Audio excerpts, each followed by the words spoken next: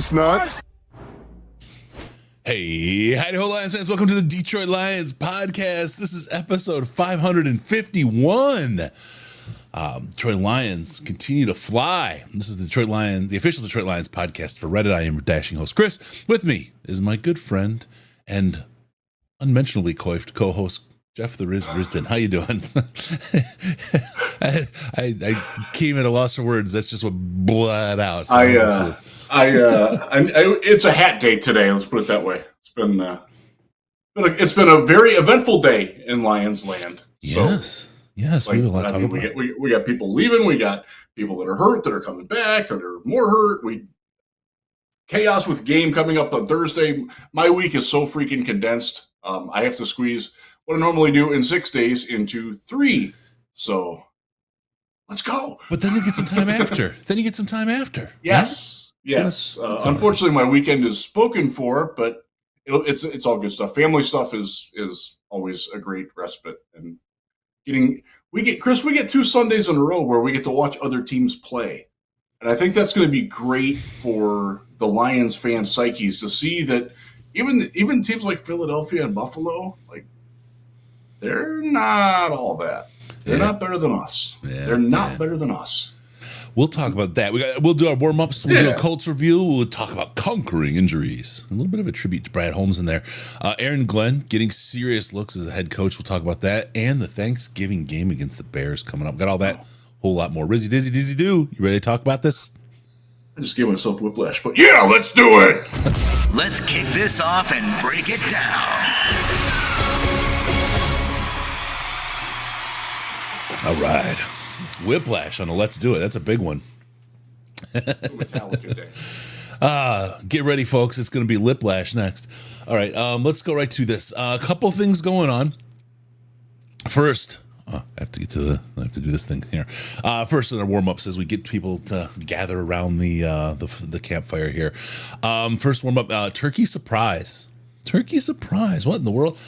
I was doing some work and some thinking and planning with the fam, and it looks as though things may play themselves out such that we can do a post-game show on Thanksgiving. There'll be a gap in when things are going on. So as soon as the game comes on or finishes, I can jump on. I can do a post-game show, hang with everybody, and do the good stuff.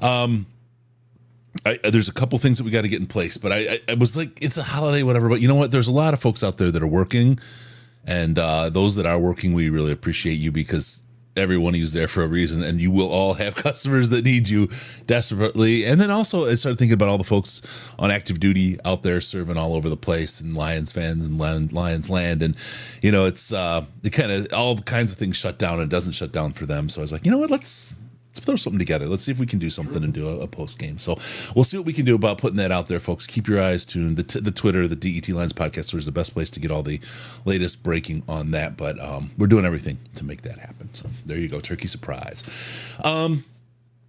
Next thing. Let's see. Oh, Ryan Smuckula. I gotta say, he's in the chat here. He said, I regularly listen to all the old episodes. Every frustrating loss and coaching mistake.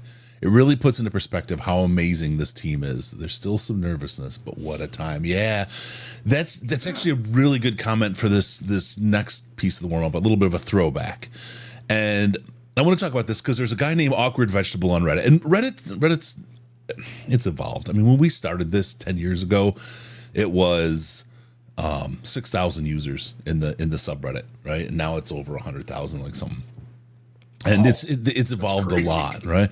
But the creativity that people showed and the ability to kind of hook you with stuff, Sandman, with what he was doing kind of in there, and that's where people found him mostly back in the day, and that kind of stuff. I mean, that's how we met him, right? That kind of stuff that people did was just fantastic. And Awkward Vegetable put something together. I've always said I'm a sucker for a hype video.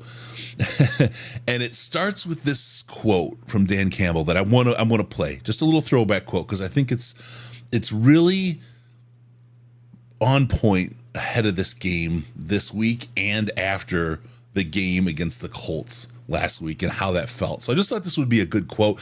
I will say after this, He has the freight train quote and then goes into Metallica with highlights of lines. It's a fantastic job. Awkward Vegetable, great job putting that together. You're one of the, there's shining moments in Reddit that exist still. And that was one of them. So I just wanted to highlight the quote. He brought it up, but I want to make sure that we get a chance to listen to it. Because again, after the Colts game and ahead of the Bears, this is a little bit more meaningful, I think. All right, now, there's a number of teams as it equates to, just bear with me, the ocean, right? There's a number of teams, they just barely get to the water. You got to get in the water to compete. The number of teams, that's all they get to. Then there's a number of teams, they are in the shallows. And they come in a hurry, man, and they are all over your ass. They're all over your ass, and they strike and move. They strike and move, and they're dangerous, man. You just got to get a hold of them, though. If you can just get a hold of them, and you start dragging their ass out to the deep, dark abyss, you can drown them. And that's what we got to be. That's who we have to be. Because that's our domain. That is our domain. Because we'll tread water as long as it takes to fucking bury you. We'll go as long as it takes because we can, and we choose to. That's who we are. There you go. That is, I mean, he talks about that, dragging them out to the deep, to the deep, dark abyss, and then drowning them. And it's a case of what this team was in this Colts game. They just outlasted them. They just pulled them out, and they drowned them out there. The Colts lost because of the Lions' defense in that game. I mean, it truly was. They didn't help themselves because Anthony Richardson isn't like the best, isn't the best arm in the league. But the defense, they had a plan. It was for him to run and to pick on Vildor, and that could have worked. But that defense, they sacked up and they stopped. They held them without a touchdown. And that's what good teams do. They win games that otherwise are difficult games. They find ways to overcome where they otherwise wouldn't have in the past. And this team continues to do it. Every win isn't a sexy win. They're not all the Jacksonville win, right? But they're wins nonetheless, and those wins matter. And this is exactly what this team did. And man, I think that really sets it up. And this Bears game, I think this week is a really important game and going to be tough. The Bears, I think, are underrated. To be honest with you, I think the Bears are underrated. The Lions coming in shorthanded with these injuries into this game is an absolute setup. I think it's going to be an unexpected test for the Lions. I think they come out on top. We'll talk about that, but I think this has all the makings, especially as a divisional game where the surprises always sit. Whew, this is something. So that quote really kind of hit just right there. Yeah, This was one of this Colts game, and I talked about it. I just posted. I did my film review this morning in early afternoon. I posted my thoughts at Lions Wire. Please check it out. My top takeaways from the game. But one of the things that I think this Lions team is really good at is that they force opponents to come up to them. The Lions don't play down, and you saw with like Tennessee and Jacksonville, they're just not capable of doing it. You saw Houston able to match the Lions for a half. They brought themselves up. They couldn't sustain it. The Lions prevailed because they have better talent in clutch situations and better coaching. And I thought this game was somewhere in the middle of that. Like the Colts, they're a 5-7 team. For the most part, they're probably better than that, but their quarterback doesn't always play to it. And weirdly, in this game, I felt like Richardson got let down by his players. They dropped, I want to say it was 4 passes. They had several stupid penalties. They had several penalties where their offensive lineman tackled Aleem McNeil or Josh Pascal. Yeah. Like the Colts they weren't capable of playing up to the Lions. They tried, but they weren't able to do it. And I think that's sort of where the Lions sit. Like if you can match them, like match the intensity, match the fervor, match the, not get dragged out into the abyss, you got a shot. But even then, it's going to be tough. Yeah.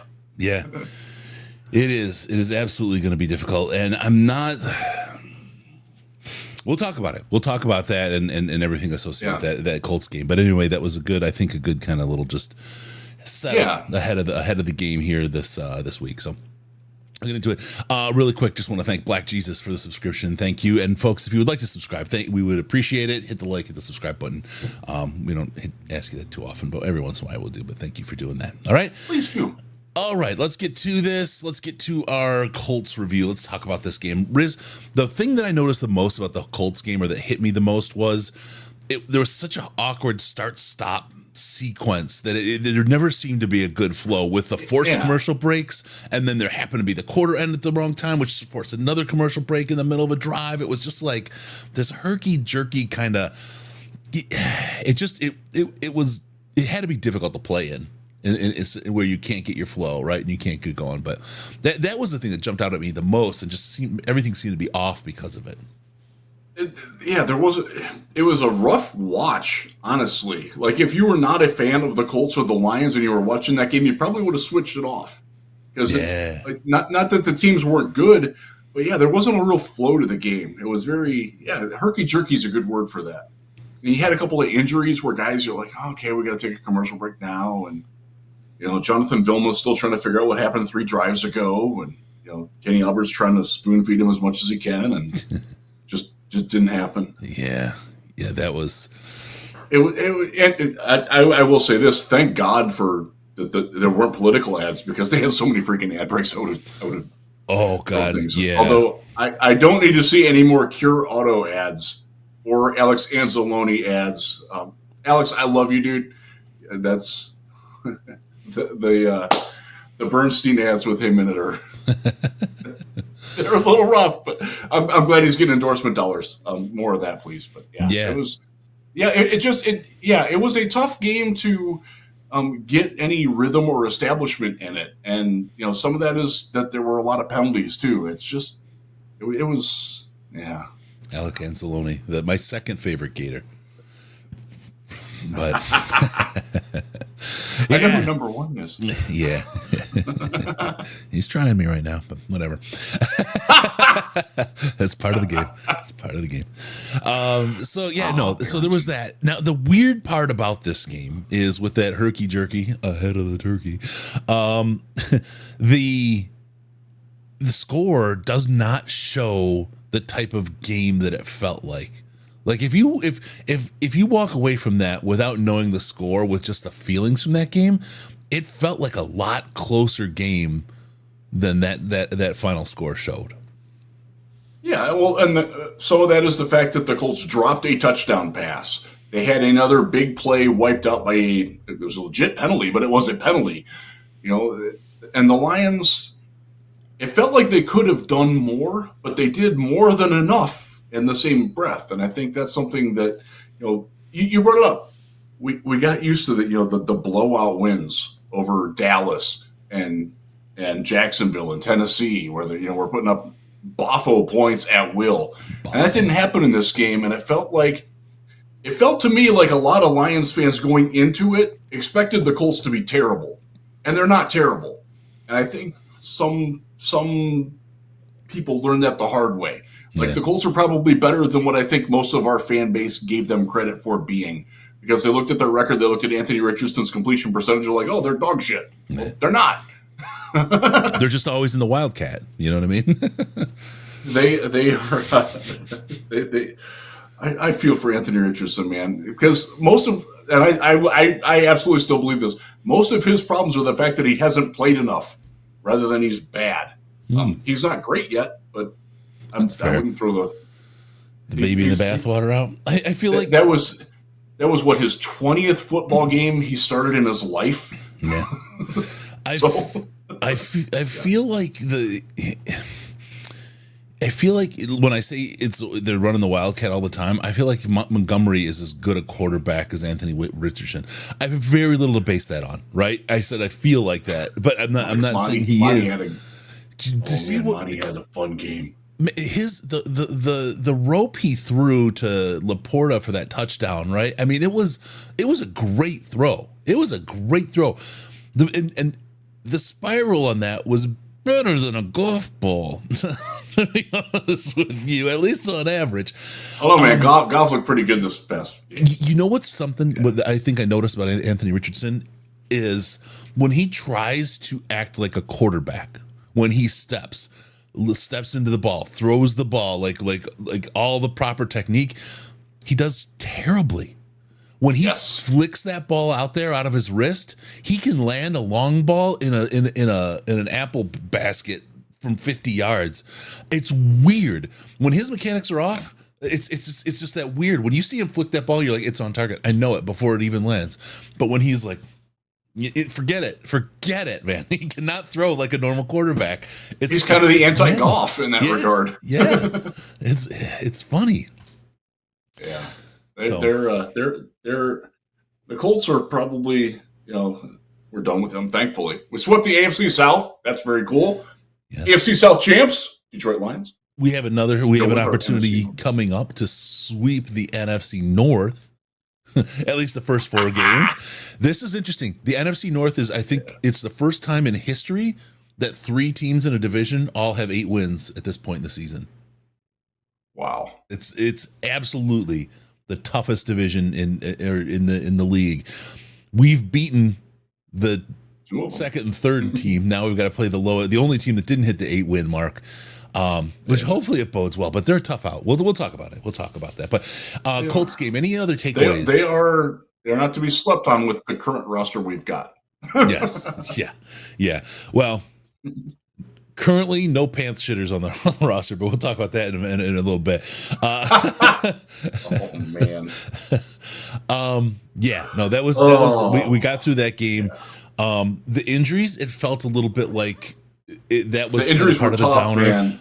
And again, those broke up the flow of the game, but then it was always just like you see these guys going out and getting hurt. Montgomery going, no, not money, right? Oh yeah, speaking of money. Hey, look at that. Huh? That's beautiful. Gives some money, little Sonic and Knuckles shirt there. DetroitLionsPodcast.com, the merch store. Check it out. It's a good one. There's a pop culture reference I understand.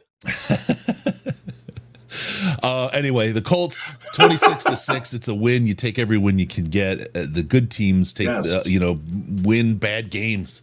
Good teams win bad games. They didn't score a touchdown with Kendall Vildor and Khalil Hodges as our cornerbacks on the final 2 drives. They still couldn't score. Once Glenn got those glasses dried off, nobody's putting touchdowns up. 10 quarters in a row, they've gone without allowing a touchdown. Yeah. I don't care who you're playing. That's impressive. Yeah. That's damn impressive. And you're doing it without Aiden Hutchinson, Alex Anzalone, Marcus Davenport. Carlton Davis has a broken thumb and is playing out there. They are so banged up, and they are still getting it done. That is a testament to AG, but also the depth and also the ability of the guys who are there to Aleem McNeil was phenomenal against Indianapolis. He's phenomenal. Such a stud, man. And like you see him on the field and he looks like he's out there to absolutely murder somebody, right? But you see him around the facility or a training camp or just around. He's the sweetest. He's chill, man. Wonderful person. Like just a heart of gold. What a dude. But between those lines, it's a whole different guy inside that helmet. But good stuff. So anyway, Lions walk all over the Colts. Call that one another win. Chalk it in the books. 4 days of rest until we have another game. Before we talk about that game, let's talk about some of the injuries. Let's do a little bit. We got a little bit. There's a couple of things we're going to talk about here. Getting over the injuries, flexing our depth, and a little bit of a tribute to Brad Holmes, and then we'll talk about some of the action that's going on in the background with the players. So, Riz, I'm going to let you kind of take the mantle on this one and kind of set this topic up on the conquering and flexing. So the depth, I just talked about a little bit. Rodrigo got a game ball in this past game, and I think that's very emblematic of how good the depth has been stepping up. And he deserved it, by the way. And I put that in my notebook. He was phenomenal in this game. There was a play. So they are very big on having Jonathan Taylor as one of the better running backs in the NFL. And the Lions held Jonathan Taylor, and I'll credit Nate Atkins, former MLive beat writer for the Lions, who has covered the Colts for the Indianapolis Star for a while now. And he wrote it. that Jonathan Taylor had never had this few yards with 10 or more carries in a game. 11 carries, 35 yards. Rodrigo ended a lot of those. And there was one in specific that really stood out to me. And it was the play after Richardson hit the deep ball to Alec Pierce that set them up. It was 1st and 10 from the 11. And Rodrigo damn near took the handoff on the next play because he knew exactly what was going to happen on it. And that held them to a field goal on that drive. That's the type of step-up play that not a lot of teams can get. And Rodrigo was fantastic in it. Zadarius Smith has come in and played very well. You saw Josh Paschal last 2 weeks has played really good football. I'm not sure PFF agrees with my assessment on that, but I think he's played very well. You know, you get guys, Ezekiel Turner. Who the hell knew who he was? If you watch the game, you're like, 47, who's that? The guy who's making tackles, the guy who's running step for step with their tight end in coverage, that's Ezekiel Turner, folks. He stepped his ass up. They're doing so good with that. You know, Kendall Vildor, God bless him, he did not have a good game. He's not supposed to be playing. Like you're playing without Terrion. Ennis Rakestraw goes away. Doubtful he's back this year. So you lose your starting outside corner and his backup within 24 hours. Like, okay, yeah, you kind of expect him to struggle a little bit. You know, this is a guy who wasn't expecting to play. He wasn't good, but the circumstances were such that it was very tough for him. You know, they're finding guys, man. You saw Brandon Joseph step in that one game where Brian Branch got ejected. Like, they are just finding guys, and they're so ready to step into the roles that they need. But what I really credit AG, and I'll credit the position coaches on this for, Terrell Williams up front, Kelvin Shepard, Jim O'Neill, who's an assistant on the side who does a lot of the quality control and work like that. They know when these guys come in. Okay, I can't ask Rodrigo to run in coverage with Anzalone like the way Anzalone did, because Anzalone was their best coverage linebacker. So we're not going to ask him to. Yep, we're going to play more split safety.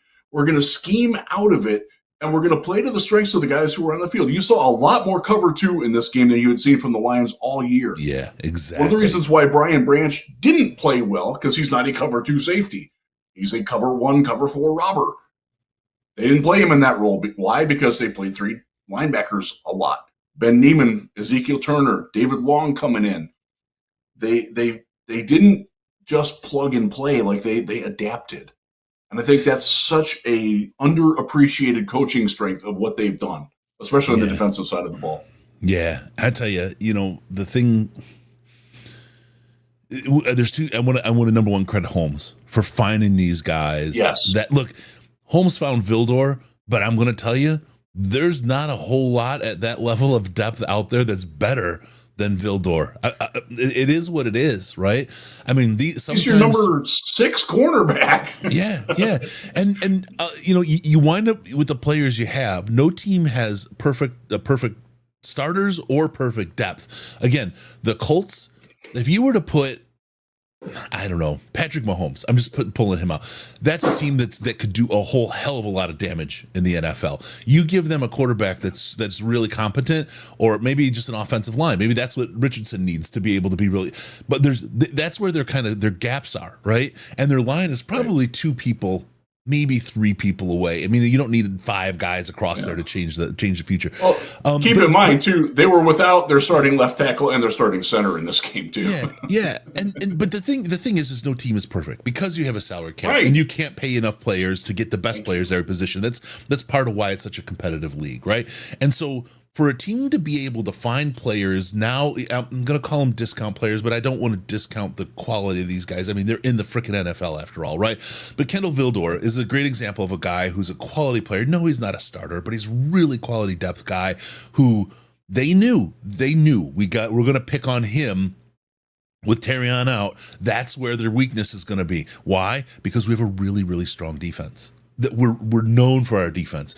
If I go really quick to PFF, I got it right here. Our defense is ranked number 2 in the league. Number 2. So what would you do? Like, how do you beat the number 2 defense? You find the weakest part and you try to exploit it, right? I mean, that's what you do. And what do you do as a Smart defense? football. You do exactly what Riz was talking about. So I want to first just to reiterate Brad Holmes getting these guys in here, right? And being able to manage the cap the way he does and getting this quality of player in there. And then the coaching staff, whether it's AG, the positional coaches, being able to help these guys grow. And this is where, like, we can talk about Tommy Cutlets and the Lions look at him, that kind of thing shortly, right? I think he's another one of those guys who, well, look at the Giants. Saquon had terrible years with the Giants. Yeah, I mean, he look how great he is with the Eagles. He's a fantastic back, right? I mean, any other back that wasn't as good as him would have been even worse in New York. They're not Tommy Cutlets, sorry, Danny Dimes. Sorry. Danny Dimes, replaced by Tommy Cutlets, who's not good. Yeah, but you're right. But Danny Dimes just might be. Understatement. Danny Dimes just might be in the right regime, the right coaching staff. And we've seen that. This is one of the things I think that happens to a lot of players, and might happen to Anthony Richardson, might happen to Caleb, as we see the Bears right now falling apart. If they continue to get their asses handed to them, they could wreck another quarterback in Chicago. Eberflus could tank another quarterback. The Bears could tank another quarterback if that continues the way it is over there. These poor kids get into these situations, and there's so many kids that are now playing for a team rather than staying at a school, developing, becoming better at their craft. And so they get in the NFL and they're not ready. And you're seeing all these young quarterbacks that came in that were all the rage, and they're benched and they're not playing, or they're under fire and they're having. Whereas a Jordan Love sat for a couple years and sat behind Aaron Rodgers and learned, and all of a sudden stepped out as almost a veteran starter, like a veteran rookie, if you will, right? They learn. Anthony Richardson, you talk about he needs to play more football. A little time behind somebody would help him immensely. You look at Hendon Hooker, he has a luxury right now of having time behind. This is a case where he's a guy that could really sneaky jump out and play. A guy like Danny Dimes, Daniel Jones, maybe that's what he needs. Maybe he needs a little bit of time to see what it's like, what being a professional quarterback in the NFL is, and some development opportunities. It could be a big win. That's why I think the Lions are looking at him, just to see, like, what can we get out of this and what can we have. Will they land him? Who knows? We'll see. I would be extraordinarily surprised if they landed him. Yeah. It's more of checking the necessary, like, okay, he's out there, can we use him? That type of thing. My sense from talking to a couple people around Allen Park is that they're not really interested, but they're not, like, going to say no, like, if he wants to come to Detroit. Well, he's an experienced guy. He offers more. He offers more if Jared Goff goes down right now than Hendon Hooker does, assuming he can pick up the offense. Yep. But first off, the Lions, it's very strange to me that all summer there was a very strong contingency of Lions fans who are like, Hendon Hooker's great. He should be challenging Goff. And now many of those same people are like, oh my God, we got to get somebody better than him to be a backup. Like, right around chanting Jared Goff. Don't get that. Don't get that, but okay. But I will say, I know the Lions coaching staff has a lot of faith in Hendon Hooker if Jared Goff goes down. Yeah. Would they have that in Daniel Jones? I think they would. Oh. I think they would. I think they probably would, and that's why they would bring him in. Here's how it plays out. And it's always a mutual thing. With the Lions, if you could get Daniel Jones for your number 3 for the right price, sign him up. Yeah. The Lions, any team He's would do that. Certainly better than Nate Sudfeld. Any team would do that all day long. And I think, like you said, you could put Danny Dimes out there in 2 weeks once he learns the book. You can put him out there before you can put Hendon out there. He's much more game ready than Hendon Hooker is. The other part is like you said, if you get him for light money, you upgraded the point, hey, good to go. I think there's a lot of teams out there that would love it. The thing, but though, like I said, it's a two-way street. Danny Dimes could be on a team. Maybe he signs a smaller contract in Detroit, but he has a really good shot of winning a ring. Right. And you took about the Nick Foles effect, right? Of what happened. That could happen to you. that could happen to you, and you could capitalize big on something like that if you showed up. And if you want to develop and you want to kind of fit your role and find how it can work, you look good with a Ben Johnson. You look good with the Detroit Lions. So I think that's it where right his there. motivation is. So it could happen. He's playing for his next contract. Yeah. And his next contract won't be in Detroit. Right. But he could be a bridge. And one of the things that will happen is he's going to learn from Ben Johnson. He's going to get coached by Mark Brunell and JT Barrett, who is a freaking rising star. You're going to see JT Barrett get a lot of run as an offensive coordinator this offseason. Just going to say that right now.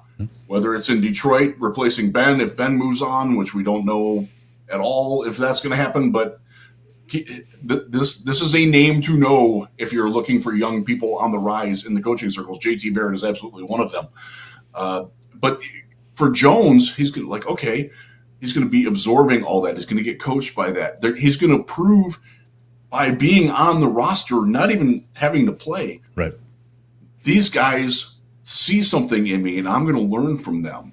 Yep. And that's going to make him that much more appealing this offseason when a team like Las Vegas or Cleveland is looking for a new starting quarterback or a guy to compete to start next season. Mm-hmm. Jones, he will not get that opportunity in Detroit, but Detroit could be a springboard for him to do that. And that's where it would make sense from his part. Now, I'll just say this, and I said this yesterday when I was on the Huge Show. San Francisco desperately needs a quarterback who can come in right now because Brandon Allen ain't it, and Brock Purdy might not be ready for a couple of weeks. And Jones, look, he can't play this week, but there's a chance for him to go into a very quarterback-friendly system and play right away on a playoff and a team that, well, they're in last place and sinking fast, so they might not be a playoff team anymore. But let's just say if you're Daniel Jones and you've got a chance to go in and say, man, he's playing the Shanahan system with some pretty good receivers, George Kittle, their line isn't bad. They got Christian McCaffrey. Like, I can revive myself here and get something out of that. And I think that's much more appealing for him. Yeah. The other one that gets brought up all the time is Minnesota, backing up Sam Darnold in a very – remember, their coach is a quarterback, Kevin O'Connell. Mm-hmm. Very friendly system, very good wide receivers. You can do a lot worse than throwing to Justin Jefferson and Addison and Hawkinson and Aaron Jones out of the backfield like that. So they make sense too. But I just think I would be very surprised if the Lions wind up getting him for a variety. Yeah, for sure. I just think I don't think that door's shut. And like you said, he's playing for his next contract. He's going to think about this. If he gets a starring role, let me put it this way: his next contract could be as a backup. He hasn't proven himself yet to be worthy of being that starter. He may get a chance somewhere, right? He may, but what does he want to do this year, and how does he want to get there, and how does he it's I think it's more about what he wants than anything else, because I don't think, look, he's got all kinds of guaranteed cash out of the out of the Giants. I think he can have a pause, and I'll be honest with you, he may embrace the role of being a backup. He very may well say, you know what, I was in New York, the most heated market in the world, taking shit. I just want to carry a clipboard for a while, make NFL money, be around the NFL, and I want to be a coach. Not just my next contract, I'm thinking about my next job, right? I want to go into coaching because I think that's where I can really make a difference. We don't know what's in his head, but there's a lot that could happen with the Danny Dimes situation. Is there a chance he lands in Detroit? Sure. Would it be a good play if Brad Holmes makes a deal? Yeah, it's a great play, because I know Brad Holmes will make a great deal, right? That's just where things are. So we'll see what happens. It's an interesting kind of change of events and crazy plays. I wouldn't put money on him landing in Detroit. I'll put it though. No, it's an interesting thought exercise though. And by the way, and I'll preemptively nip this in the bud. Any signing of Daniel Jones does not indicate any dissatisfaction on the Lions' part about Hendon Hooker. Because you know that's going to come. Yeah. Because you know it's going to come. Yep. Oh, they're giving up on Hooker. What are they doing? Yeah. I can hear that from 97.1, even though I'm out of earshot. Already. I can hear it still echoing across the airwaves. Don Burr out there. Detroit 33, Bears 16. We're tired of hearing about them playing us tough ass tapping time. I hope so, Don. I hope so. We need to win. We haven't won on Thanksgiving in forever. Yeah.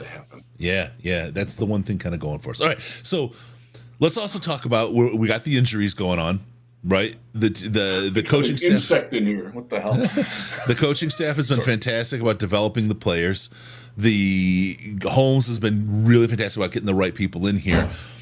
James Houston today, the news came out, was released, and he is no longer a Detroit Lion.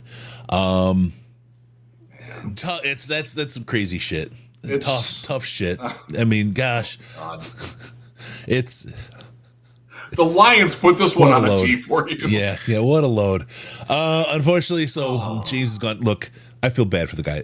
Number one, I don't want to say I feel more bad for him about the brown trousers thing, but the guy got injured and he just wasn't right afterward. I feel terrible for him. I hope that he has this time where he's now released, he goes and he rehabs harder, and wherever he lands next year, whether it's with the Lions or somewhere else, he comes back to what he was. That would make me really, really happy, because it's just he'll be back in Detroit.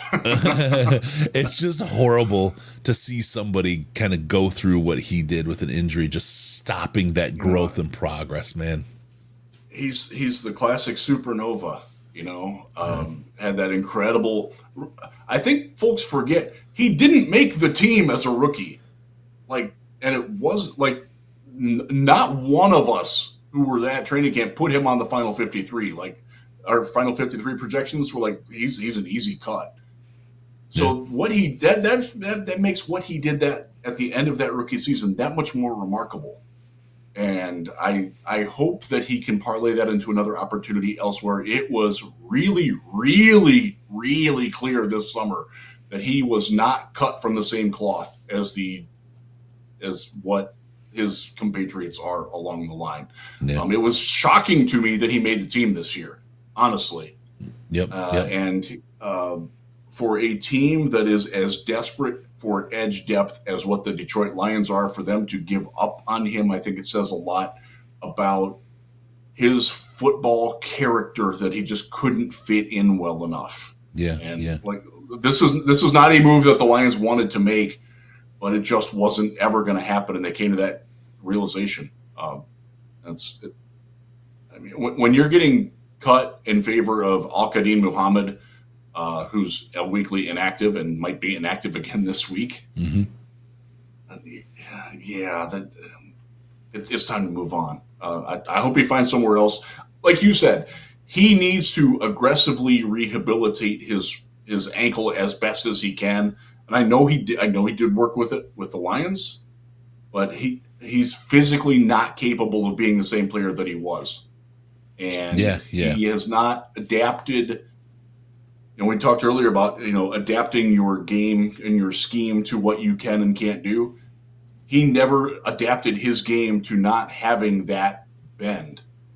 And I don't know if he can, but some other team will have to find that out. It sucks, because he was a genuinely likable guy, but man, it was pretty clear that early on that he was not going to be somebody that AG trusted a lot. Yes. To be diplomatic. Yeah, it's unfortunate. So James, he's not there. So now is the question: you've got a spot open on the roster, and Danny Dimes is out there, but there's also somebody else who's actually familiar with the Lions and plays in a very similar role, actually, in Charles Harris, who's now has an opportunity to seek employment elsewhere, we'll say. He's familiar with the system. Carolina Panther. Yes. He's familiar with the system. He's free. What do you think? This is a question that came from the Twitter machine. Do you think Charles Harris gets a look in Detroit, or do you think they're going to kind of say that the Harris experiment is over and Mr. Holmes has something else up his sleeve? So I will first say I haven't talked to anybody about this. My my general inclination on this is that Charles Harris, like, if they wanted him, they would have kept him around because he certainly wanted to stay here. He looked, and we talked about it before we went on the air here. I haven't watched every Panthers game, but the last one that I watched like in depth was against Washington. And he looked really done, like no legs left. And I don't know if is that like he's playing in Carolina? Well, it could be. I don't know. I don't feel like anyone's going to try really hard there. They're getting better. By the way, them benching Bryce Young worked. Yeah. And I'll say for the Colts, them benching Anthony Richardson sort of worked a little bit. Like he played better than his stat line showed against Detroit. Yeah. That's for a different show. But Harris was the consummate, like, try hard, good guy, great teammate, but not what you needed him to be on the field anymore in Detroit last time. Now there are certainly extenuating circumstances. He's competing against Al-Qadim Muhammad and to back up Zadarius Smith and Josh Paschal, and you're seeing less of Levi outside, but maybe he can kick back outside more. I don't know, man. I would welcome him back. I like Charles Harris and what he offered, but on the field, man, I'm not sure he offers enough to bring him back rather than somebody else. But the pluses are he knows the system, he knows the teammates, he knows how he's going to be coached. He's a veteran. He was a team captain. Like I think that says that's a lot of feathers in his cap coming back. Yeah, if he were to come back. Yeah, for sure. I mean, I'm he's on the Rolodex on the phone. We could call him, but I just don't want to.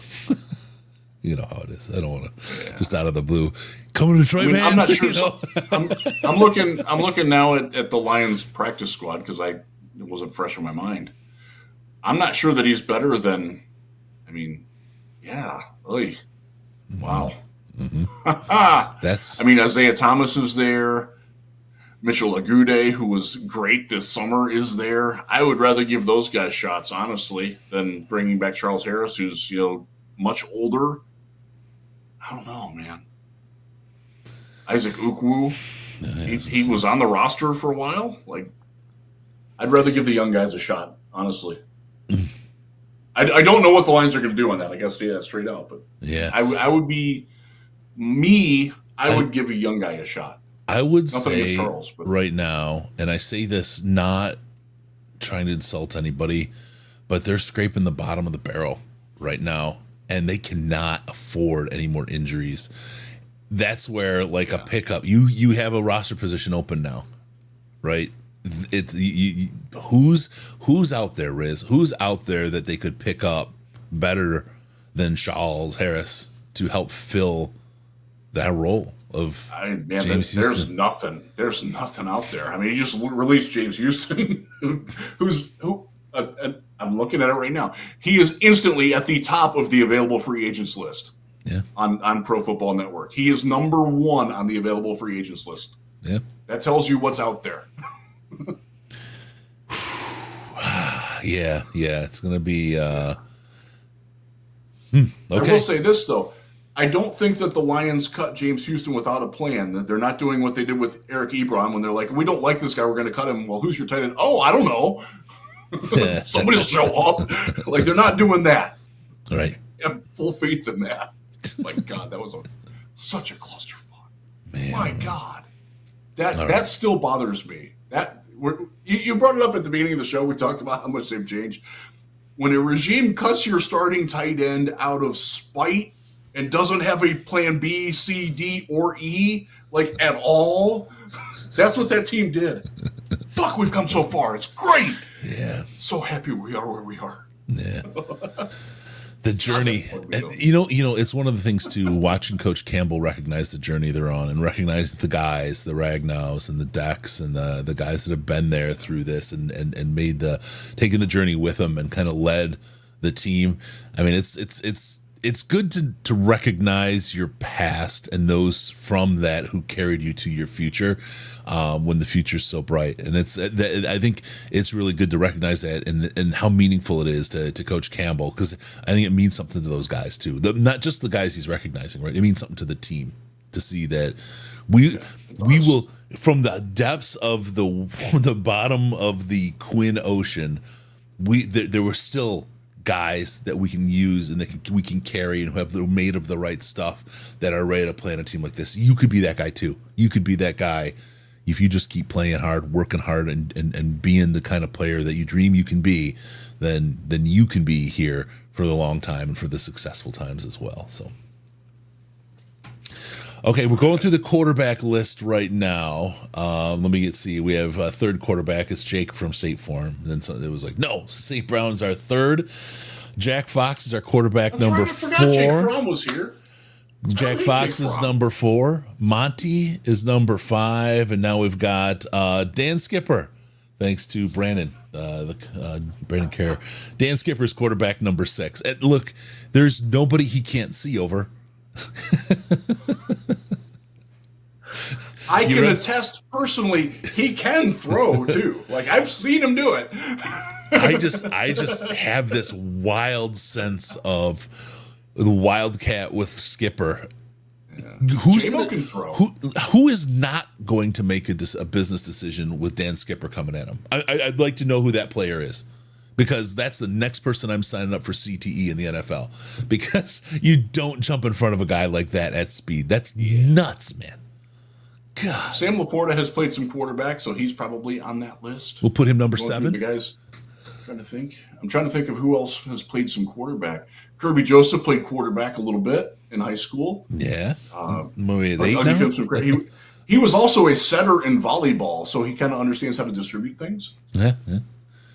Gotta give it for my volleyball guys. I'm always in with the volleyball girls, but that's a different story. All right, let's get to the next topic. Aaron Glenn getting a serious run on head coaching jobs. Riz, set this He's one up. getting hired somewhere. Yeah. Period. I don't know where. Could be New Orleans, could be Dallas, could be the Jets, could be the Giants when they fire Brian Daboll, perhaps as early as this week. It could be the Bears when they decide to leave Matt Eberflus in Detroit after they lose 40-6. Who knows? Aaron Glenn's getting a head coaching job. Yeah. There's it's not even worth discussing if, it's where. Yeah, and, absolutely fair enough.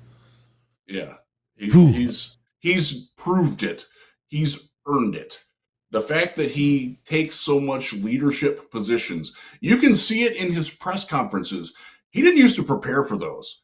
Now he comes in and every Thursday morning he's got a little bit of a prepared opening statement. He's more ready for questions. He's less belligerent with bad questions, which I kind of like it when they badger people with bad questions. But wait, you like it when they who badgers who with bad questions? I like it when a coach is asked a bad question that they push back on it. I like that. Good. Okay. Good. It makes us who ask the questions, and you'll notice I don't ask questions because I know I'm not good at it. I like it when bad questions get called out. I like that. Yeah, me too. It's one of the reasons why I loved Cleveland media, because they ask the stupidest questions. It's like they've got 5 Carloses in that room. Well, and the dumbest. How good does it feel to be 10-1? Doesn't it feel good to be 10? Like, what the fuck? What a stupid question. Like those kind of like setups. How's it like? No, your job. There's, like when people do people do I'm going to do a mailbag. Ask me questions and I'll answer them. Cool. You should look at that, because that's the things that people want to know. And you're the conduit of information to the fucking public. Don't sit there and ask, how does it feel to be 10-1 when you've got a whole sack of mail that you use just to grind out content that you could use for real questions that really people really care about. Please. That's your role. It's not self-serving. It's not all this other crap you've made out to be.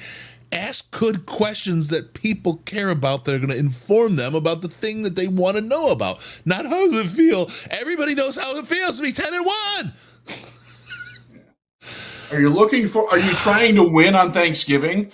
Is it important to you to win? Come on! It's bananas. So anyway, AG. Like, so here's the thing, and look, no dust here. No dust here. It's pure speculation. AG, I think, has the motivation to take another job. I think he truly wants it. I think he deserves it. I think both of our coordinators deserve a head coaching position if they really want it. I think AG really is hungry for that because I think it means something to him, and I think it's part of his growth plan that he's had all along. And I think that Campbell's done a lot to help prep him for that. I think Ben Johnson, and look, his kids are grown. He's in a different season of life right now, right? Than Ben Johnson is. AG is, yeah. Yeah. Ben is in a place where, like, we were talking about this a little bit. Mike Martz was an offensive coordinator for a long time before he took over from Vermeil, right? And you think about that, Mike Martz was a happy camper as offensive coordinator for a long time. Smartest man in football, still known as one of the most intelligent men in football, right? And he coached for what, 4 years for the Cards and twos for the St. Louis Rams, and then 2 for Detroit. Every play is designed to score a touchdown. Yeah, I love that. Yeah, 100%. 3rd and 1, I don't care. We're going to score a touchdown. That's why it didn't work. Yeah, it's pretty nuts. So it's, I just think where Ben's at, he's going to make the money. He will continue to make good money. I think his family is happy. He's happy. And look, if they have one bad year, it's not going to wreck his chances of getting a coaching job. He's still going to be the hot commodity for a coach. Right now, he's checked. He can already go and have a bad year next year and still be a hot commodity to get a coaching job out in the league if that's what he wants. I really think that he's going to play this out and maybe kind of set himself as the heir apparent for Campbell. But I don't think Campbell's going anywhere for a long time. But I just think that I think that they have a kind of vibe that at least I think Ben can ride this for 5 years and it wouldn't bother him. I don't think it would bother him. Compensation being right, all those other things, I don't think it would bother him because he loves it so much and he loves how he works, who he works for, how he works, and the amount of time that he already puts in as an OC to almost double it to be head coach, right, is a lot to ask for somebody with kids and a family that he really cares about spending time with. I think he's very, very happy. I don't think he's as likely to be pulled away or lured away as an AG. Just seasonal life alone, Yeah. And AG, like, the fact that he played in the league does mean something. I think that you're seeing recent hires, D'Amico Ryans, Gerard Mayo, although it's not working out very well for Mayo, like guys who players that are coming in were like, oh, I remember that dude. Like, I saw him play. I'm going to respect that. AG has that. We all remember AG from his playing days. Some of us in different stages than others, but as soon as he was hired, like, oh, I remember him. He played for the Jets, played for the Cowboys, played for the Texans. Like, he was a good player. Yep. And that seems to be what players and what teams are looking for is people like Dan Campbell, like D'Amico Ryans, who resonate with current players, who can understand what they're doing. It's not a prerequisite for it. I actually think Matt LaFleur in Green Bay, I'll say something very nice about him. I think the players love him and love playing for him because they know he respects them and vice versa. Not every new coach gets that. It just doesn't work that way. But I think that's another feather in his cap is that AG played recognizably. And there was the thing last year, I forget who did it, but he was voted the #1 coordinator in the league, even coming off of not a very good defense, to be kind. Yeah. Just rewind for a second. Let's go back to like after the draft. And we were talking like, God, if this defense is even like top 20, we're going to be so good. What did you say they were? 2. Yep. Yeah. Like our expectations were maybe they can be the league average. They're number 2. That's AG. That's why he's getting a job. Part of why he's getting a job. Yeah. And Where was it? I saw. I think they're awful because the team expects it, or they lose access. They're talking about the press. Carlos would have been long gone if that was the case, right? So that's No, not. they don't expect teams that don't. No. That's something I'll put the kibosh on that. Teams don't revoke access. No. They need it, or they I should say they think they need it. And I'll go back to my Cleveland days for a second. Tony Grossi on the Cleveland Browns flagship station on a show promoted by the Browns themselves called Baker Mayfield a bleeping bleep on air live. And he didn't know it was live, but if ever there was a time to revoke somebody's access, what'd they do? Nothing. Yeah. Nothing. No. So I think to be fair, the NFL as a product, in particular right now, it doesn't need the press. It sells itself. The press is dying, begging to be in there. It's for so many people, that's their badge of honor. That's what makes them valuable. It's see, I'm here. This is my credibility, rather than asking good questions, right? That's their currency. Years ago, the NFL needed the press, right? And now with the live streaming of the press conferences, all you need, it doesn't even matter who's in there. If you get people asking good questions, it doesn't matter what coverage you're getting there, because you can cover it. Look at the press conference. Now, the locker room interviews and that kind of stuff. But I defer to, we've been saying this for 10 years, right? And it's a lot of people, it seems, in the last couple of years and have jumped on, and now he's gone on his own, and it's great. Justin Rogers epitomizes the ability to be able to do that and do that well. Ask thoughtful, wonderful questions, to get into the locker room, develop stories, right? That's it. When you're writing a story about a story that someone else wrote, you're probably not doing journalism. You're doing something you don't need to be there for that. Wait, somebody tweeted something. Let me write a story on my blog. That's a whole lot different than journalism. That is very different. There's a lot of, I'll say, I think Burkett, when he gets a chance to do long form stuff, does very good with that. I think he's in a stressful situation. I don't know for a fact. I think when he gets to do things like that, he does very well at it. I think Ben Raven does a very good job of getting to know players and asking questions in the locker room. Yeah. And I'm not saying that because Ben could rip my arms off and beat me over the head with them. He's a great guy. Yeah. I'll say Nolan Bianchi has taken over Justin's spot at the Detroit News and has done a very good job of creating stories with players. And I know, because I've watched him do it, he's very good at interviewing players in the locker room and getting to know them and creating bonds with them that you get things out of. That like, I unfortunately can't, I don't get that access during the year. I'm credentialed, but I physically can't be there. I live 3 hours away. I get over there as much as I can, but it's not nearly often enough to do things like that. And it's frustrating. I will say I have enough relationships with enough people that I can text them and get responses, but it's not the same. I think the thing that they need to do is something similar to the University of Michigan. When they walk out, they tap "Those who stay will be champions." Right? They need to put the sign over the entrance, the Killer Kowalski Media Room, and tap it on the way in, and recognize, fucking Killer Kowalski worked here. Try to live up to that standard. Try. Just try, right? Don't sit there and do the silly stuff. So anyway, that's that. Crazy. So okay, Aaron AG getting serious run for head coaching jobs. I think that's the case. It's gonna be a little bit of a distraction potentially for him as we're making our Super Bowl run here at the end of the season, as they're trying to jump on interviews and all those conversations. But I wish him the best. I think the funniest part about that though is the kind of just F you to the people that were calling for his job last year, who are going to be boo-hooing when he goes and finds a job after this year. It's like, you are obviously not qualified to judge the quality of talent of a coaching staff. Just kind of shut up when you don't know what the fuck you're talking about. That's probably a good idea. So. There's been a lot of that going on lately. By the way, and Brandon, thank you for sending me the message. Charles Harris was claimed off waivers by the Philadelphia Eagles. Congrats, so, Philadelphia. Move conversation. You can delete that section on your audio part.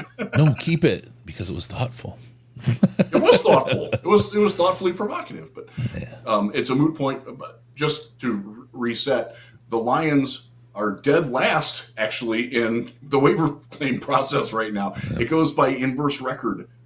So if you have the draft order, if you flip it, that's what the waiver claim is. So the Lions right now are number 32. So every other team gets a shot to claim it. Good for Charles. That's interesting in and of itself that he's an Eagle now, because the Eagles are our biggest competition, pretty clearly. Yeah. But yeah, I'm not afraid of them. I want to play them in Detroit. I don't want to play them in Philly, but I'm not afraid of them. All right, let's see. We got another topic to hit real quick, and we want to talk about this one. Aaron Glenn, best of luck, man. I mean, worst of luck, but best of luck, right? My heart's with you, but my brain says stay. All right, Thanksgiving preview. Cooking, done. I will bears. always root for AG. Yeah, always. Yeah. Have you ever eaten bear? Not in Chicago, though. Have you ever eaten bear? No. Isn't that illegal? No. I've heard black bear is okay, but the other ones are a little bit less so. But I've never have, and I think eating predators is usually not the thing you do. I like cows. I like eating cows and pigs and sheep. Like that's about the range. Chickens, poultry, all birds are good to eat except seagulls. Never had it. Moose is kind of interesting. Is good, but you can eat a moose. Yeah. Good Lord. Yeah, there's a lot there. I saw my first moose in the wild the last time I was up in the UP visiting my son at Michigan Tech. I drove by one. I'm like, oh my God, it's a moose! I almost ran off the road, and then I almost pulled over. But I decided, you know what? There will be more moose. More knuckles for all. Okay, let's talk about the Chicago Bears. I want to talk about this a little bit. Started a little bit talking about the Lions defense, second overall, the offense second overall in the league. Special teams, why break your tradition? Second, tied, but second overall in the league. And the team grade from PFF overall is numero uno. Now, here's where it gets interesting. Okay, this is where I think people should really start thinking about this game and the matchup. Okay, when you look at their offense, the Chicago Bears offense, you've got a team that's ranked 26th in the league.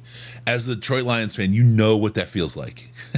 You know what being 26th in the league on offense is, right? Now, this is a perpetual Bears reality.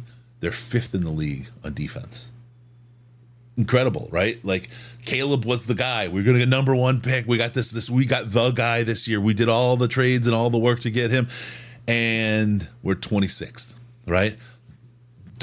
There's all kinds of reasons. I don't want to put it on him all, right? Whatever. But with a 5th place defense, they've been in a heck. They've been in a heck of a lot of games. And that's the thing that's kept them in games. That's what really, even though we scored 26 points, that defense of the Lions is what kept us in this stop and go game against the Colts. They've kept us in games all year long, this defense for the Detroit Lions. So that's saying that you can paint a little bit of that on these Bears too, right? Now, special teams, 25th. Right, 25th. So Dave Phipp can scheme some silliness across in that space as well. But that 5th ranked defense is what gives me a little bit of pause. Yeah, gives me a little bit of pause for this game. Riz, that Chris, I'll tell you what scares me even more about their defense is that their defense is very similar to Tampa Bay's, the team we lost to, and that they get consistent pressure with 4. They don't blitz. And they're good. Like Montez Sweat, that guy's a freaking beast. He's an animal. They're good at rushing the passer without bringing extra people, and their safeties and linebackers in the middle of the field are really good in coverage. That's where Jared Goff likes to go. That's what hurt us against Tampa Bay. I will add parenthetically, Ben Johnson asking Jared Goff to throw 55 freaking times didn't help either. But what the Bears do defensively nicely counters what the Lions like to do offensively. And that's concerning. We saw it last year. They were better than just about any other team at stymieing what Jared Goff likes to do. And that hasn't changed. That's not going away. So that from that standpoint alone, you have to be respectful of the Bears defense. They don't have some of the personnel that they had at the time. So the Lions offense is going to have to be really, really sharp in this game to get a lot of points on the Bears. The good thing is I don't think the Bears are going to score a lot, but with all the injuries, And this is the hard part with this game for me, Chris, to roll into a full preview here. If we had Alex Anzalone, a healthy Carlton Davis, a healthy Terrion Arnold, and it looks like he is going to play. If we had, a proper allotment of linemen, but we don't. And their wide receiving core is respectable. DJ Moore, Roma Dunzee's really good. Keenan Allen is at the end of his usefulness, but he still merits respect. Cole Kmet's a damn good tight end. Hasn't produced this year. That's the thing, right? And that's because their line is crap. Yep. So, and this their offensive line is the biggest so problem bad and that they're facing. Coached. This is where I think the line really things line up in the Lions' favor. You're right. Our defense is beat up, but their offense really sucks. Our offense is strong and it's playing against a very strong defense. It's strength against strength lined up in this game, and where I would love to have Anzalone and Hutch and the real defense for this team fully healthy and playing, because I'd have the utmost confidence. I think this matches up really well. I still think the Lions are the stronger, better team. I think the offense will overpower the Bears defense, and I don't know.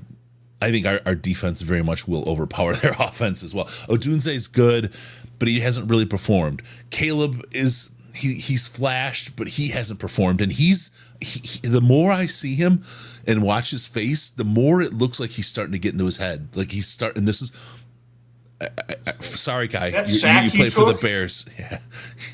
Oh my God. Throw the freaking ball, dude. Sorry, guy. You play for the Bears. I want the very, very worst for you. And I hope that they mentally break you and you get a reset somewhere else, right? But this is the kind of thing where I just see him start to get that in the head, the 1,000-yard stare. That's what I'm looking for. As he's back there, Chris, in the pocket. We used to have a word for that. It was called being lionized. Yeah. Well, yeah. I never liked that. Oh man! And this is a game. Yeah, I'm not super worried about Caleb Williams behind that line. If he had our line, I'd feel better about, if I were a Bears fan, about Caleb Williams. But he's a rookie. Here's what I'm going to talk about this, because it's who was it in the chat? I don't know if I put it up or not, but somebody in the chat made a great point. It was where the Bears take away the middle of the field. Their defense takes away the middle of the field. Oh, it's right there on screen. They're very good at it. Yeah, which kind of eats up a little bit of St. Brown. But what we have is a defense that, okay, well, we've also got J-Mo out there, and J-Mo can stretch the hell out of it. We also got Laporta, who can come kind of shallow. But here's a guy, and I would say watch him this week, Tim Patrick. I think Tim Patrick has an opportunity this week to find a spot to really shine. This could be a week where he shines pretty strong, because he's going to be stacked up against Tyreek Stevenson, right? And that's where he's going to have a real chance to come out. You saw it last week. He had, 4 for 55, somewhere around there, or 5 for 50, something like that. Played very well. Yeah. He played very well, and him and Goff have found that little spot, and he's very quietly been accelerating his role on the team. I think Tim Patrick is a player to watch this week against the Bears, and a guy that can really have a heck of a day. I agree. Thoughts? And also, Patrick has been blocking extraordinarily well. I'm interested in Sam Laporta in this game, because Sam Laporta did not play well the last 2 weeks. And that he hasn't been on the same page as Goff. And I will tease this. Russell Brown from Bishop Brown and Bish, whatever they call themselves. Bishop Brown. He is working on a film review of Sam Laporta, and he sent me a couple of clips from it, and it's fairly damning of Laporta. Just be warned ahead of time. But it would be nice if he had a bounce back game, because it would be useful. The drop that Laporta had in the last game. Those are the little things that haven't been happening for the Lions, that they can't happen against the Bears defense, because I'm not sure we're going to score a lot in this game. And I will say I'm very happy to have Jake Bates as our kicker. Which, like, 2 months ago, laughed my ass off at saying that statement. But damn, man, he's perfect. He's literally perfect. It's incredible. Yeah. Bring it on. He can hit the game winner this weekend. There's a genuine lack of trust in him at the beginning of the year, and I love how he's and the focus he's put into it. The focus he puts in the game is actually beyond, I think, what a lot of our skill players put in. And I don't want to say they're slacking at all, but I want to say as a kicker, the focus he puts into prepping for games is extreme. Like he was like on to Chicago and working on Monday and getting in that frame of mind for what the game plan is and what he may be asked of him in Chicago, and getting into that mental space to play that game starting on Monday. He it's just who he is and how he works. And I look, he's a guy you can tell he started late. He had to work a little harder than everybody else to get up to speed, to get where he is. And he's got that ethic, and he's not dropping it. He's not changed and relaxing because he kind of got to the NFL. He's staying with it, and he's got that focus. Yep. Yeah.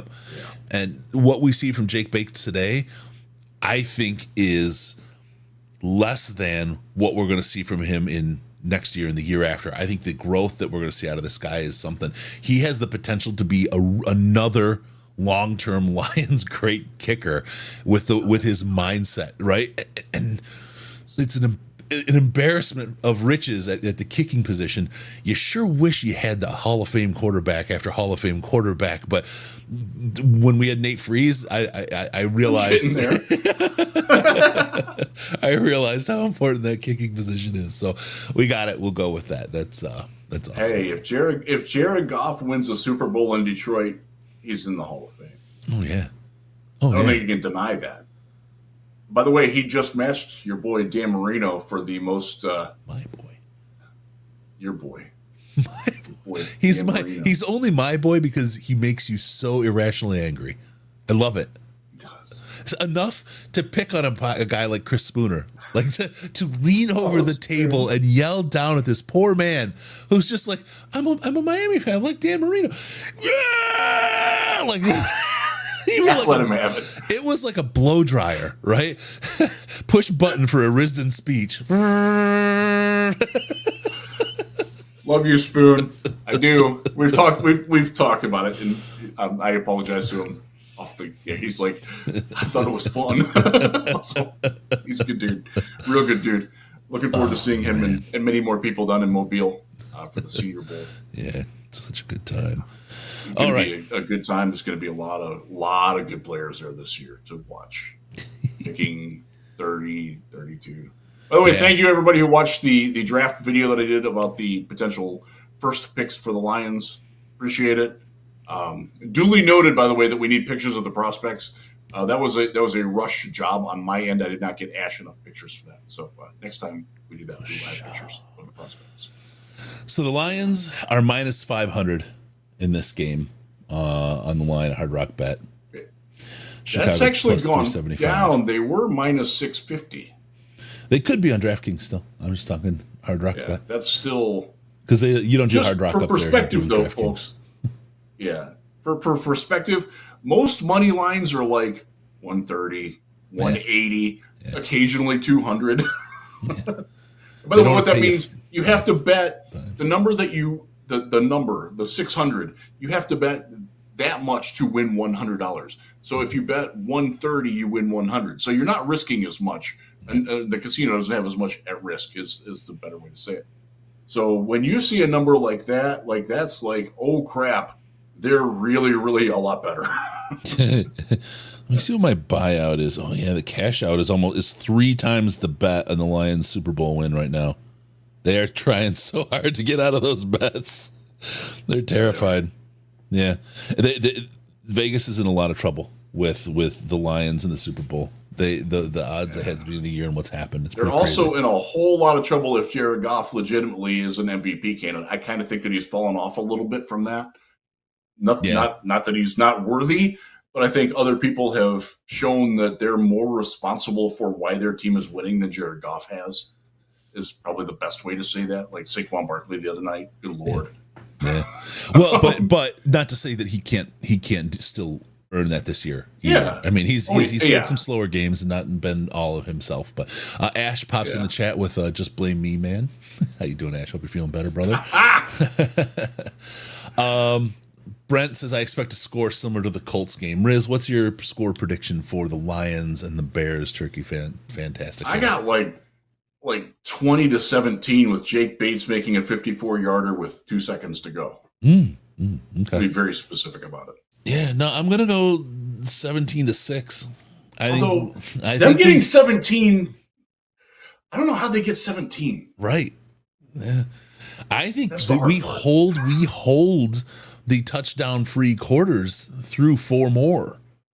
Nice. Yeah, It's certainly possible. yeah. No, I genuinely believe that's what we have at Ford Field this Thursday. I worry that they're going to 17-6 get like though. and it sounds more and more like Taylor Decker's not going to play. That worries me that you're going to get like a strip sack or a forced, Goff gets panicked. 60 Not that he no-scopes. does, but I wouldn't go that. But like the Bears could score a defensive touchdown on this, and it wouldn't shock me. They're opportunistic. They go for it. They are a very aggressive defense and going after the ball. So that might be how they score. So I just got the Dan Campbell quote sheet. That's actually what I was looking at.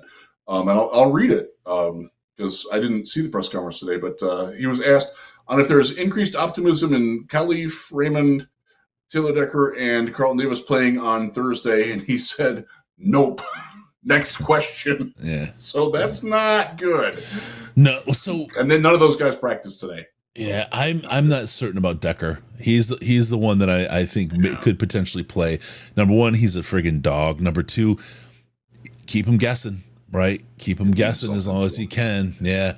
And the fact that Deck came out and played again last week kind of tells me that there may be something to this because they get 7 days off. They get 7 days off because the next game's a Thursday game. So he played so well. Yeah. He earned that PFF grade this week.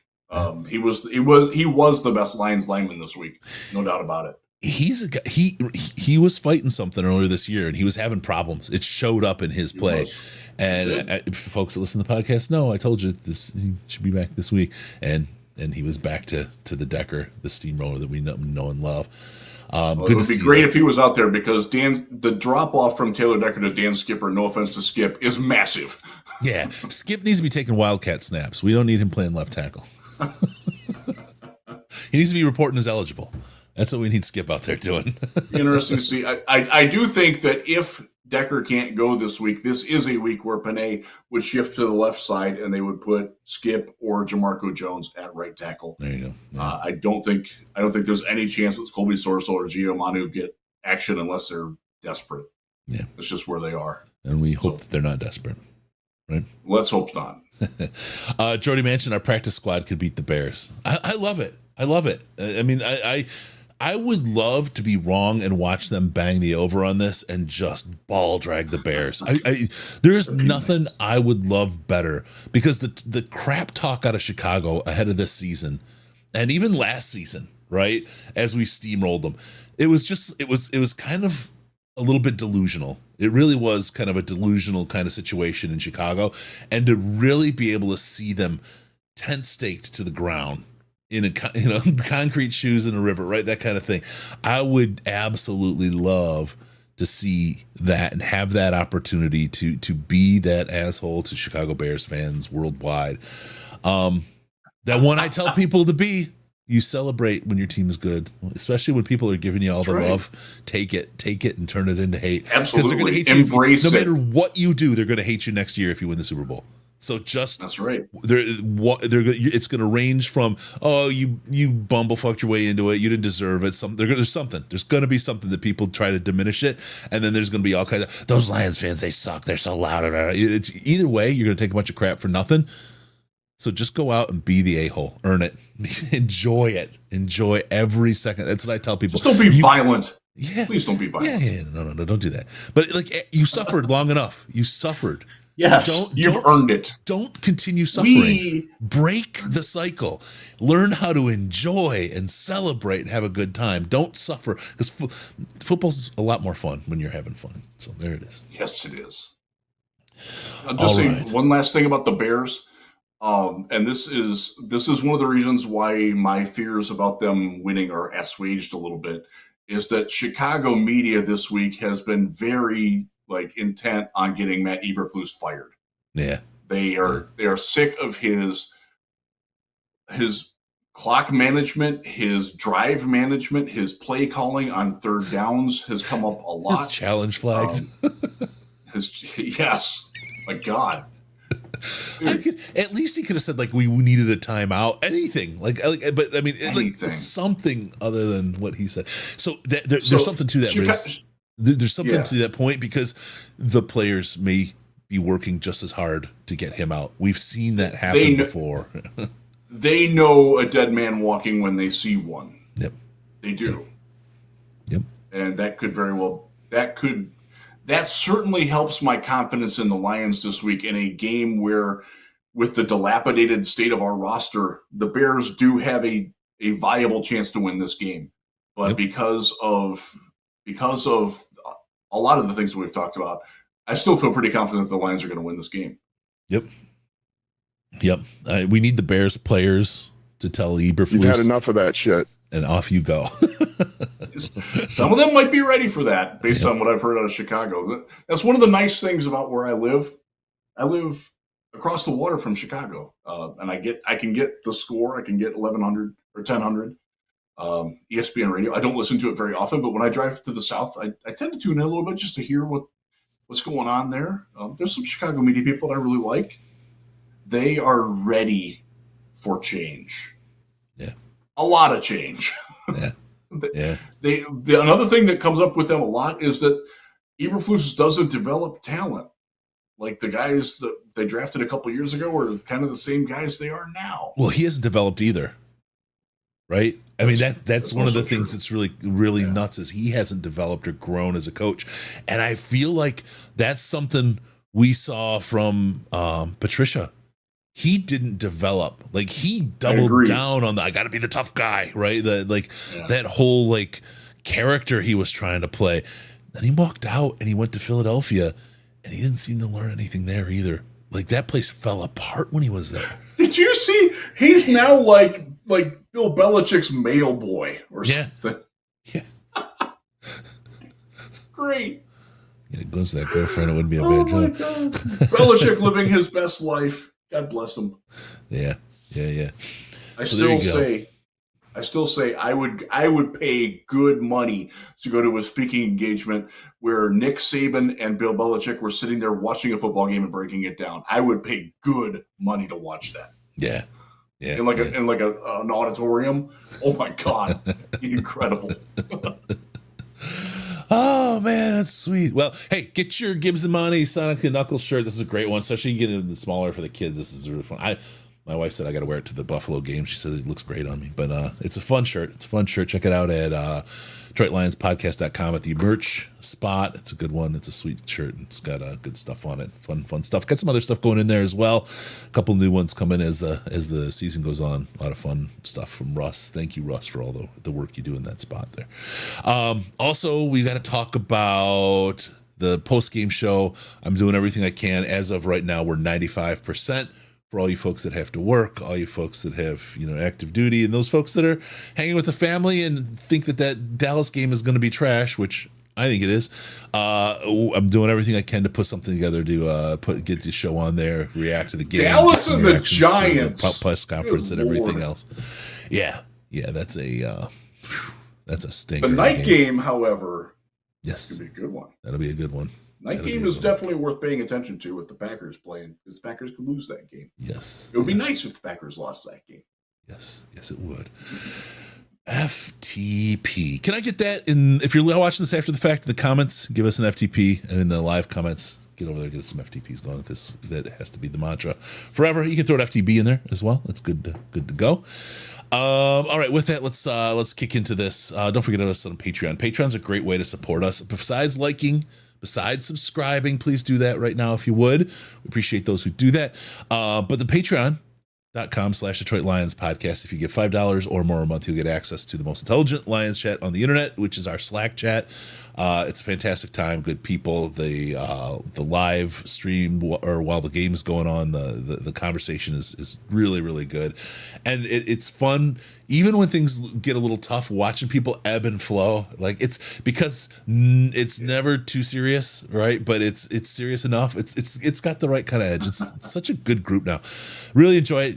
You can get in there, like I said, patreon.com/Detroit Lions podcast. $5 a month gets you to the Slack chat. Real good people. Twitter at DET Lions Podcast. That's how you'll know we're going to do the post-game show for sure. We'll do announcements there of when the show, what's going on. Everything is at Detroit Lions, DET Lions Podcast on Twitter. I think it's the same on Blue Sky and Threads. It might be Detroit Lions Podcast on Instagram. But yeah, that's where we're at. We're in all those spots, doing all those things, so you can join us and have fun as well. I'll say real quick, I'm doing a lot more on Blue Sky than I have been because I don't get Belarusian sex bots and ads all the time that advertise products that I have no interest in. So if you want to go to Blue Sky, I'm Jeff Rizz, Rizz over there. And I am toying with the idea of doing the Thanksgiving game only there instead of doing both Blue Sky and Twitter. It's a welcome place. It's fun. And again, no ads, no sex bots, no spam bots yet. I disagree with that. It's kind of fun. They actually clamped down and are getting rid of a lot of valid stuff now because it was so bad. So careful. It's something. Yeah, they're their own place. Each is its own place, and there's room for more. There's always room for competition. That's what I love. That's what makes it great. Watching off the FTPs coming. Thank you all in the chat. Also, go to DetroitLionsPodcast.com. Stick that little subscribe button. That way, what happens when they do that, Riz? I get to come in your earholes automagically. Yeah. Yeah. I mean, like, seriously, like, you should be drawn in just from that alone, right? Like, who wouldn't want to? I mean, it's better than gravy.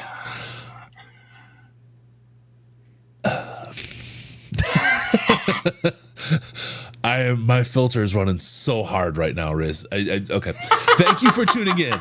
We're going to see you next time with the Detroit Lions